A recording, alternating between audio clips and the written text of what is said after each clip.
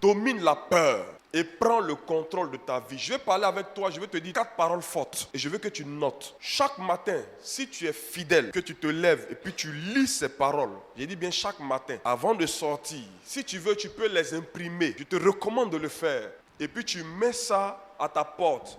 Quand tu te lèves le matin, c'est la première chose que tu dois voir avant de sortir. Première parole forte que je te donne. Aucune bénédiction ne se localise dans un champ défriché.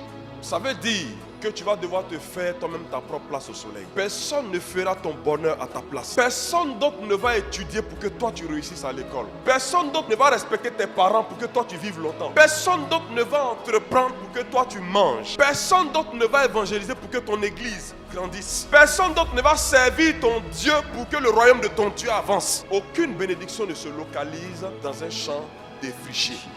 Là où on parle de bénédiction, là aussi on parle d'un champ qu'il faut soi-même défricher.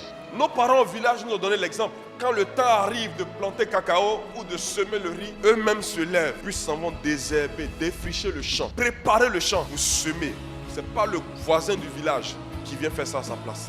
Personne ne va faire ton bonheur à ta place. Personne ne sera heureux à ta place. Si tu dois être heureux ou heureuse, c'est à toi de décider.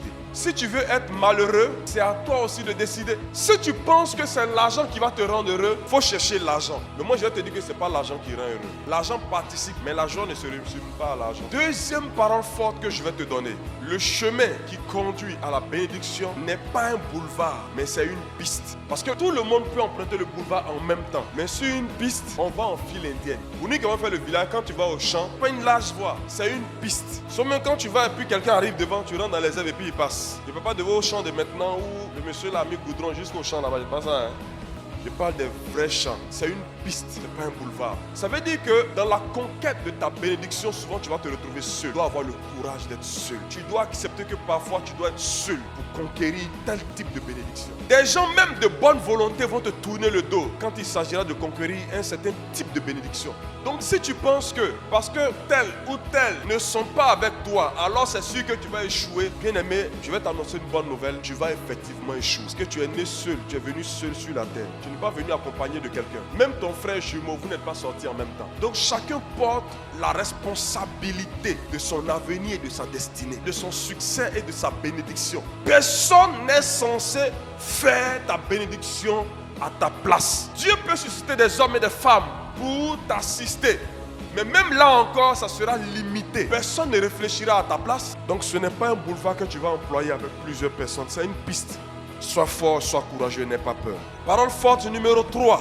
L'huile qui coule sur le bord des vêtements de Aaron est une huile qui a d'abord touché sa tête, puis sa barbe. Lorsqu'on verse l'huile, ça part dans tous les sens. Et puis il y a une partie qui coule là, et puis qui passe par sa barbe. Et on dit que c'est l'huile qui passe par sa barbe qui touche le bord de ses vêtements. On peut dire que c'est faux, c'est vrai. Parce que normalement, quand l'huile est versée là, c'est quand ça coule là que ça touche, ça descend. La barbe là, le menton est un peu décalé par rapport au reste du corps. Autrement dit, tu dois faire tout pour que le bord du vêtement soit sur la trajectoire de la barbe, soit sur la trajectoire du menton. Tu vas recevoir l'huile depuis la nuque, depuis le côté. Mais l'huile qui doit faire prospérer quelqu'un est l'huile qui transite par la barbe. Étant donné que le menton est légèrement décalé par rapport au reste du corps, sinon que le menton, l'huile qui coule là, va tomber directement ici, ça n'arrive pas en bas. Autrement dit, fais tout pour mettre en contact la barbe et le bord du vêtement. Mais en même temps, cette huile-là, elle va diminuer au fur et à mesure qu'elle descend. Ça veut dire que la bénédiction que Dieu t'enverra au travers d'un ange va diminuer à l'arrivée chez toi. La bénédiction que Dieu t'enverra au travers de ton pasteur va diminuer à l'arrivée. Mais la bénédiction que tu vas avoir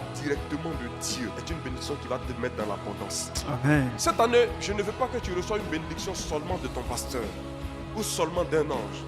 Il faut que tu touches Dieu et que lui-même te serve dans ta coupe, sa bénédiction. C'est pourquoi je dis que la bénédiction habite dans le même quartier que les géants. La très chère dame, bénédiction, a pour voisin direct du quartier un géant. Les deux se lèvent le matin, se saluent. Coucou, ça va voisin? Ça va voisin? Tu vas bien, la journée est belle, hein? Éphésiens 2 dit que vous avez été bénis de toutes sortes de bénédictions spirituelles dans les lieux célestes. Et quand on va en Éphésiens 6, Il dit, vous n'avez pas à combattre contre la chair et le sang, mais contre les autorités, les dominations, les principautés, les trônes et tout ça qui sont aussi dans les lieux célestes. Dans les mêmes lieux célestes, tu es béni de toutes sortes de bénédictions, mais il y a également les dominations là-bas. Il y a aussi les géants là-bas. C'est pourquoi lorsqu'ils entrent à Canaan, ils ont fini de conquérir tout Canaan, mais il y a une région très prospère de Canaan. Et là-bas habitaient les géants. Les géants ont vraiment existé, hein? C'est pas un mythe. Ils ont vraiment existé. Ils pouvaient faire plus de 3 mètres. Mais il y a eu quelqu'un qu'on appelle Caleb, ami de Josué. C'est Caleb qui a dit que moi, ce territoire où les géants habitent là, c'est là-bas que je vais partir. C'est pourquoi la famille de Caleb a résidé sur la région la plus prospère de Canaan. Je ne sais pas à quel type de bénédiction tu aspires, bien aimé. Il faut que tu sois fort. Parce que la bénédiction qui vient de Dieu loge dans le même quartier que les géants. Quatrième et dernière parole forte, la bénédiction marche toujours à la suite de celui qui a dominé la peur et qui a pris le contrôle de sa vie. Quand on était au lycée, on avait un ami dont l'oncle était professeur de mathématiques. On a fait la 6e, 5e, 4e, 3e, première année ensemble, 3e, 2e année ensemble. On a eu le BPC ensemble, on a fait la seconde, la première, la terminale. On a eu le bac ensemble, on est arrivé à l'université, c'est là qu'on s'est séparés. 6e, 5e, 4e, 3e, première année, 3e, 2e année. C'est nous on expliquait mathématiques à Sédion Siona. C'est nous on lui expliquait mathématiques.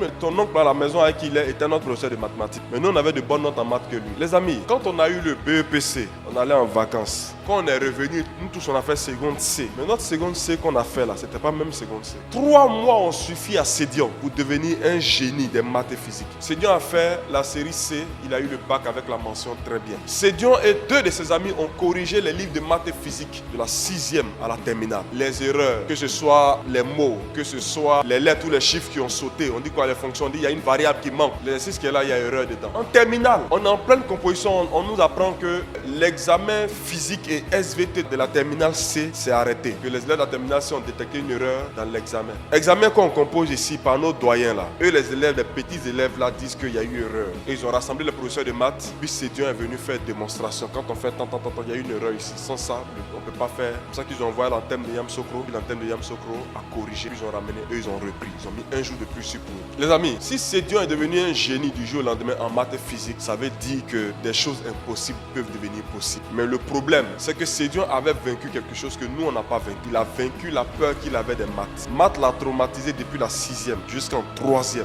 Mais il a dominé cette peur et il a eu le bac C. Quand on est arrivé ici, on l'a envoyé en physique-chimie. On avait une amie de classe qui s'étonnait de ce que, comment nous on fait pour ne pas comprendre probabilité? Attendez, monsieur, moi, j'arrive pas à comprendre.